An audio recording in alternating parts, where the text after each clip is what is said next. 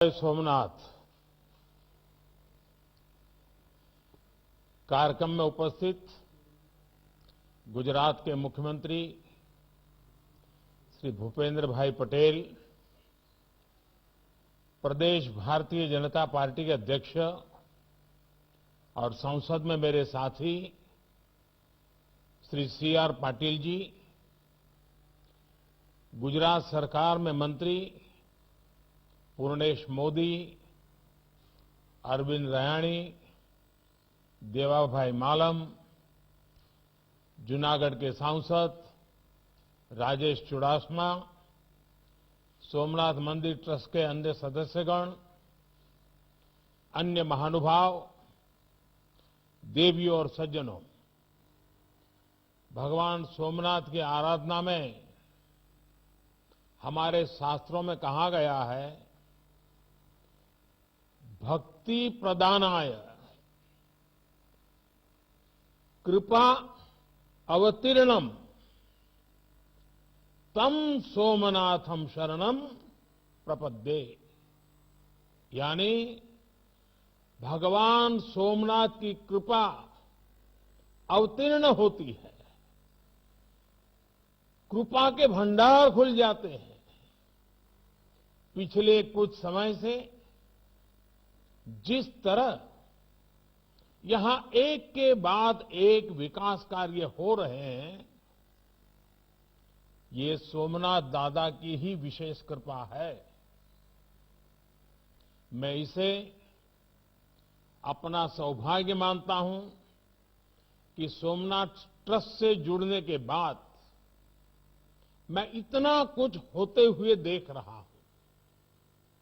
कुछ महीने पहले यहां एग्जीबिशन गैलरी और प्रोमेनाड समेत कई विकास कार्यों का लोकार्पण हुआ था। पार्वती मंदिर की आधारशिला भी रखी गई थी और आज सोमनाथ सर्किट हाउस का लोकार्पण भी हो रहा है।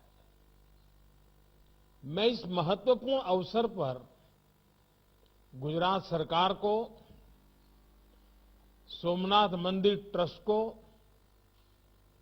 और आप सभी को हार्दिक बधाई देता हूं। साथियों, ये जब सर्किट हाउस की कमी, एक है अतिथि गृह वो भी दूर, तो बाहर से आने वालों को ठहराने के लिए मंदिर ट्रस्ट पर ही काफी दबाव रहता था। अब ये सर्किट हाउस बनने के बाद, एक स्वतंत्र व्यवस्था बनने के बाद, और वो भी मंदिर के से कोई ज्यादा दूर नहीं है, और उसके कारण मंदिर पर जो दबाव रहता था वो भी कम हो गया। अब वो अपने मंदिर के काम में ज्यादा ध्यान दे पाएंगे। मुझे बताया गया है कि इस भवन को इस तरह बनाया गया है, यहां रुकने वाले व्यक्तियों को सी व्यू मिले, समंदर दर्शन होते रहे। यानी लोग जब यहां शांति से अपने कमरे में बैठेंगे तो उन्हें समुद्र की लहरें भी दिखेगी और सोमनाथ का शिखर भी नजर आएगा। समंदर की लहरों में, सोमनाथ के शिखर में उन्हें समय के थपेड़ों को चीरकर गौरवान्वित खड़ी भारत की चेतना भी दिखाई देगी। इन बढ़ती हुई सुविधाओं की वजह से भविष्य में दीव हो, गीर हो, द्वारिका हो, बेट द्वारिका हो, इस पूरे क्षेत्र में जो भी यात्री आएंगे, सोमनाथ एक प्रकार से इस पूरे टूरिज्म सेक्टर के क्षेत्र का एक सेंटर पॉइंट बन जाएगा, एक बहुत बड़ा महत्वपूर्ण ऊर्जा केंद्र बन जाएगा। साथियों, जब हम अपनी सभ्यता की चुनौतियों से भरी यात्रा पर नजर डालते हैं तो अंदाज होता है कि भारत सैकड़ों वर्षों की गुलामी में किन हालातों से गुजरा है। जिन परिस्थितियों में सोमनाथ मंदिर को तबाह किया गया और फिर जिन परिस्थितियों में सरदार वल्लभ भाई पटेल के प्रयासों से मंदिर का जीर्णोद्धार हुआ, वो दोनों ही हमारे लिए एक बहुत बड़ा संदेश है। आज आजादी के अमृत महोत्सव में हम देश के अतीत से जो सीखना चाहते हैं, सोमनाथ जैसे आस्था और संस्कृति के स्थल उसके अहम केंद्र हैं। साथियों, अलग अलग राज्यों से, देश और दुनिया के अलग अलग कोनों से सोमनाथ मंदिर में दर्शन करने हर साल करीब करीब 1 करोड़ श्रद्धालु आते हैं। ये श्रद्धालु जब यहां से वापस जाते हैं तो अपने साथ कई नए अनुभव, कई नए विचार, एक नई सोच लेकर के जाते हैं। इसलिए एक यात्रा जितनी महत्वपूर्ण होती है, उतना ही महत्वपूर्ण उसका अनुभव भी होता है। तीर्थ यात्रा में तो खासकर हमारी इच्छा होती है कि हमारा मन भगवान में ही लगा रहे। यात्रा से जुड़ी अन्य परेशानियों में हमें जूझना न पड़े, उलझना न पड़े। सरकार और संस्थाओं के प्रयासों ने कैसे कई तीर्थों को संवारा है, सोमनाथ मंदिर इसका भी जीवंत उदाहरण है।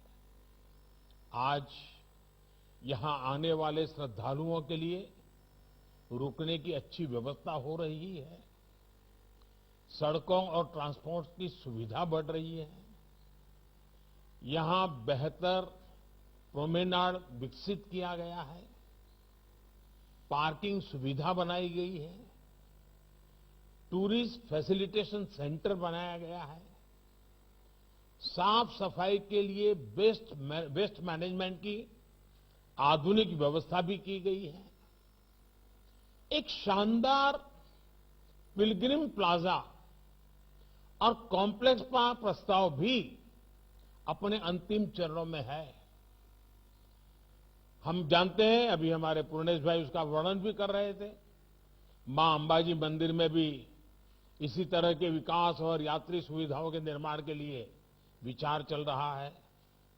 द्वारकाधीश मंदिर, रुक्मणी मंदिर, गोमती घाट समेत और भी ऐसे कितने ही विकास कार्यों को ऑलरेडी हम लोगों ने पूर्ण कर लिया है। ये यात्रियों को सुविधा भी दे रहे हैं और गुजरात की सांस्कृतिक पहचान भी मजबूत कर रहे हैं। मैं इस उपलब्धियों के बीच गुजरात के सभी धार्मिक और सामाजिक संगठनों को भी इस अवसर पर जरूर साधुवाद देता हूं, उनकी बधाई देता हूं। आपके द्वारा व्यक्तिगत स्तर पर भी जिस तरह विकास और सेवा के काम सतत किए जा रहे हैं, वो सब कुछ मेरी दृष्टि से तो सबका प्रयास, इस सबका प्रयास की भावना के उत्तम उदाहरण है। सोमनाथ मंदिर ट्रस्ट ने कोरोना की मुश्किलों के बीच जिस तरह यात्रियों की देखभाल की, समाज की जिम्मेदारी उठाई, उसमें जीव ही शिव, ये जीव ही शिव के हमारे विचार के दर्शन होते हैं। साथियों, हम दुनिया के कई देशों के बारे में सुनते हैं कि उनकी अर्थव्यवस्था में पर्यटन का योगदान कितना बड़ा है। इसको बहुत प्रमुखता से दर्शाया जाता है। हमारे यहां तो हर राज्य में, हर क्षेत्र में, दुनिया के देशों में, एक एक देश में जितनी ताकत है उतनी हमारे एक एक राज्य में है। ऐसी अनंत संभावनाएं हैं। आप किसी भी राज्य का नाम लीजिए, सबसे पहले मन में क्या आता है?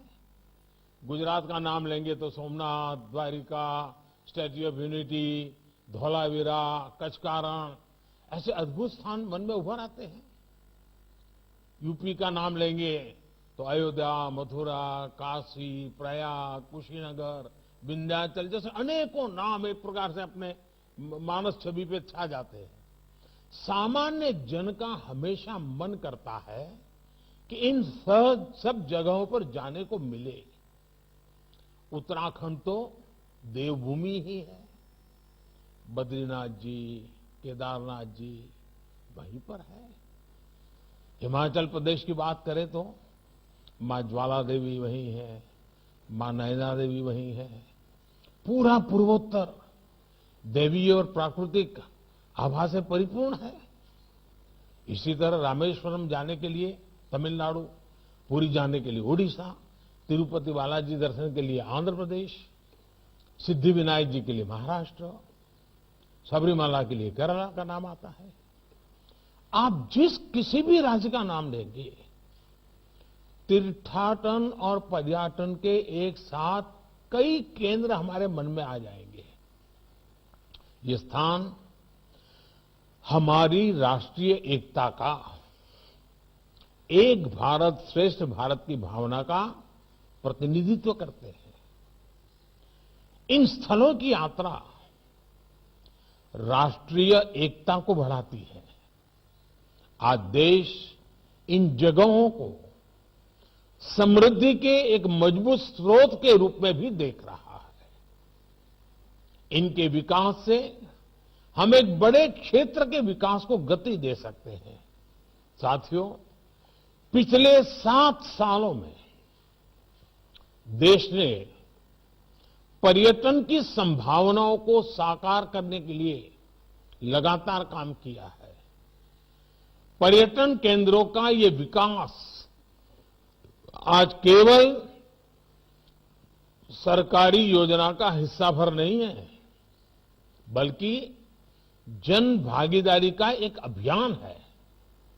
देश की हेरिटेज साइट्स, हमारी सांस्कृतिक विरासतों का विकास इसका बड़ा उदाहरण है। पहले जो हेरिटेज साइट्स उपेक्षित पड़ी रहती थी, उन्हें अब सबके प्रयास से विकसित किया जा रहा है। प्राइवेट सेक्टर भी इसमें सहयोग के लिए आगे आया है। इनक्रेडिबल इंडिया और देखो अपना देश जैसे अभियान आज देश के गौरव को दुनिया के सामने रख रहे हैं, पर्यटन को बढ़ावा दे रहे हैं। स्वदेश दर्शन योजना के तहत देश में 15 थीम बेस्ड टूरिस्ट सर्किट भी विकसित किए जा रहे हैं। ये सर्किट न केवल देश के अलग अलग हिस्सों को अपने में जोड़ते हैं, आपस में जोड़ते हैं, बल्कि पर्यटन को नई पहचान देकर सुगम भी बनाते हैं। रामायण सर्किट के लिए जरिए उसके जरिए आप भगवान राम के जुड़े जितने भी स्थान हैं, भगवान राम के साथ रामायण में जिन जिन चीजों का उल्लेख आता है, उन सभी स्थानों का एक के बाद एक दर्शन कर सकते हैं। इसके लिए रेलवे द्वारा विशेष रेल भी शुरू की गई है और मुझे बताया गया कि बहुत पॉपुलर हो गई है। एक स्पेशल ट्रेन कल से दिव्य काशी यात्रा के लिए भी दिल्ली से शुरू होने जा रही है। बुद्ध सर्किट देश विदेश के पर्यटकों के लिए भगवान बुद्ध के सभी स्थानों तक पहुंचना आसान बना रहे हैं। विदेशी पर्यटकों के लिए भी वीजा नियमों को भी आसान बनाया गया है, जिसका लाभ भी देश को मिलेगा। अभी कोविड की वजह से कुछ दिक्कतें जरूर है, लेकिन मेरा विश्वास है संक्रमण कम होते ही पर्यटकों की संख्या फिर तेजी से बढ़ेगी। सरकार ने जो वैक्सीनेशन अभियान चलाया है, उसमें भी इस बात का विशेष ध्यान रखा है कि हमारे टूरिस्ट स्टेट्स में प्राथमिकता के आधार पर सबको वैक्सीन लगे। गोवा, उत्तराखंड जैसे राज्यों ने तो इसमें बहुत तेजी से काम किया है।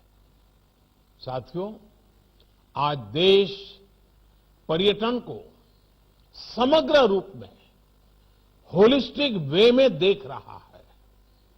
आज के समय में पर्यटन बढ़ाने के लिए 4 बातें आवश्यक हैं।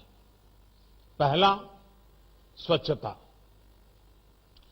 पहले हमारे पर्यटन स्थल, पवित्र तीर्थ स्थल भी अस्वच्छ रहते थे। आज स्वच्छ भारत अभियान ने ये तस्वीर बदली है। जैसे जैसे स्वच्छता आ रही है, पर्यटन में भी इजाफा हो रहा है। पर्यटन बढ़ाने के लिए दूसरा अहम तत्व है सुविधा। लेकिन सुविधाओं का दायरा केवल पर्यटन तक ही सीमित नहीं होना चाहिए। सुविधा परिवहन की, इंटरनेट की, सही जानकारी की, मेडिकल व्यवस्था की, हर तरह की होनी चाहिए। और इस दिशा में भी देश में चौतरफा काम हो रहा है। साथियों, पर्यटन बढ़ाने का तीसरा महत्वपूर्ण पहलू है समय। आजकल 2020 का दौर है। लोग कम से कम समय में ज्यादा से ज्यादा स्थान कवर करना चाहते हैं। आज जो देश में हाईवेज, एक्सप्रेसवेज बन रहे हैं, आधुनिक ट्रेन्स चल रही है, नए एयरपोर्ट शुरू हो रहे हैं, उनसे इसमें बहुत मदद मिल रही है। उड़ान योजना की वजह से हवाई किराए में भी काफी कमी आई है। यानी जितना यात्रा का समय घट रहा है, खर्च कम हो रहा है, उतना ही पर्यटन बढ़ रहा है। अगर हम गुजरात को ही देखें तो हमारे यहां बनासकांठा में अंबाजी के दर्शन के लिए, पावागढ़ में कालिका माता के दर्शन के लिए, गिरनार में अब तो रोपवे भी हो गया है, सातपुड़ा में कुल मिलाकर 4 रोपवे काम कर रहे हैं। इन रोपवे के शुरू होने के बाद पर्यटकों की सुविधा में वृद्धि हुई है और पर्यटकों की संख्या में भी बढ़ोतरी देखी जा रही है। अभी कोरोना के प्रभाव में काफी कुछ रुका हुआ है, लेकिन हमने देखा है कि जब स्कूल कॉलेज को जो विद्यार्थी एजुकेशन टूर पर जाते हैं, उन्हें भी ये ऐतिहासिक स्थान बहुत कुछ सिखाते हैं। जब देश भर में ऐसे स्थानों पर सुविधाएं बढ़ रही है, तो विद्यार्थियों को भी सीखने समझने में आसानी होगी। उनका देश की विरासत से जुड़ाव भी बढ़ेगा। साथियों, पर्यटन बढ़ाने के लिए चौथी और बहुत महत्वपूर्ण बात है हमारी सोच। हमारी सोच का इनोवेटिव और आधुनिक होना जरूरी है, लेकिन साथ ही साथ हमें अपनी प्राचीन विरासत पर कितना गर्व है, ये बहुत मायने रखता है।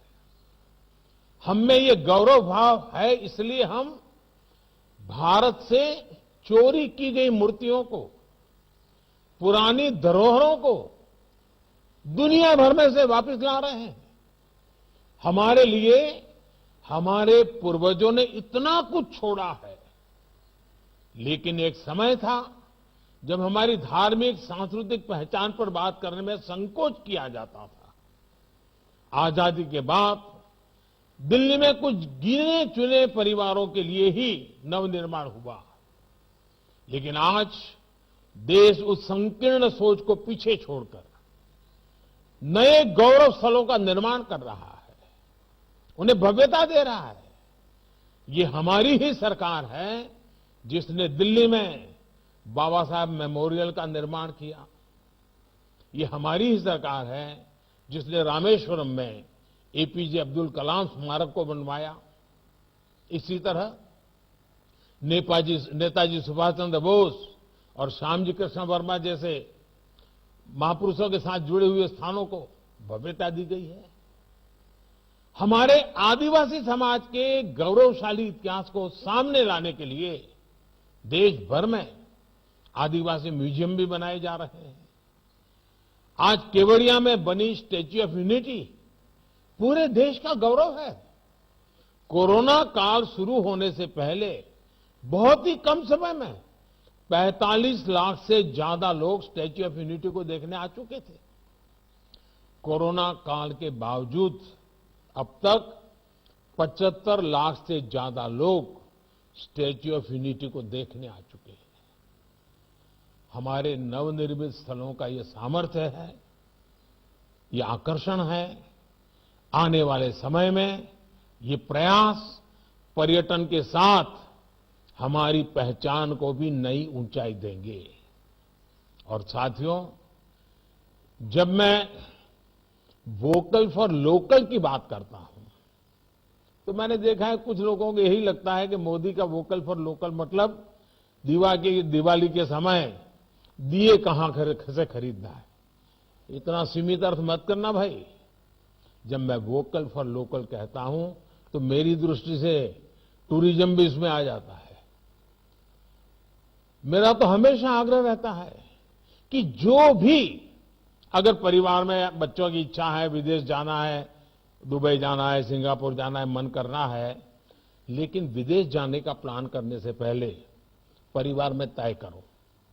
पहले हिंदुस्तान में 15-20 मशहूर स्थान पर जाएंगे, पहले हिंदुस्तान को अनुभव करेंगे, देखेंगे, बाद में दुनिया के किसी और जगह पर जाएंगे। साथियों, वोकल फॉर लोकल जीवन के हर क्षेत्र में हमें इसे अंगीकार करना ही होगा। देश को समृद्ध बनाना है, देश के नौजवानों के लिए अवसर तैयार करने हैं, तो इस रास्ते पर चलना होगा। आज आजादी के अमृत महोत्सव में हम एक ऐसे भारत के लिए संकल्प ले रहे हैं जो जितना आधुनिक होगा उतना ही अपनी परंपराओं से जुड़ा होगा। हमारे तीर्थ स्थान, हमारे पर्यटन स्थल इस नए भारत में रंग भरने का काम करेंगे। ये हमारी विरासत और विकास दोनों के प्रतीक बनेंगे। मुझे पूरा विश्वास है सोमनाथ दादा के आशीर्वाद से देश के विकास की ये यात्रा इसी तरह अनवरत जारी रहेगी। एक बार फिर नए सर्किट हाउस के लिए आप सभी को बहुत बहुत बधाई देता हूं। મને આનંદ થયો હોત કે આજે હું તમારી વચ્ચે રૂબરૂ આવી શક્યો હોત, જૂના જૂના બધા સાથીઓને મળવાનું થયું હોત, દાદાના પણ દર્શન થઈ જાત અને ત્યાં પણ જે વિકાસની પ્રવૃત્તિઓ ચાલી રહી છે ને નજરે જોઈ શકત। પરંતુ આપ જાણો છો સમયની પણ સીમા, સંજોગો પણ એવા અને સામે 26 જાન્યુઆરી પણ છે અને એના કારણે રૂબરૂ આવવાને બદલે વર્ચ્યુઅલી આપ સૌના પણ દર્શન કરી રહ્યો છું। દાદાના શિખરના પણ દર્શન કરવાનું સૌભાગ્ય મળ્યું છે। આપ સૌને ખૂબ ખૂબ શુભકામનાઓ। बहुत बहुत धन्यवाद। जय सोमनाथ।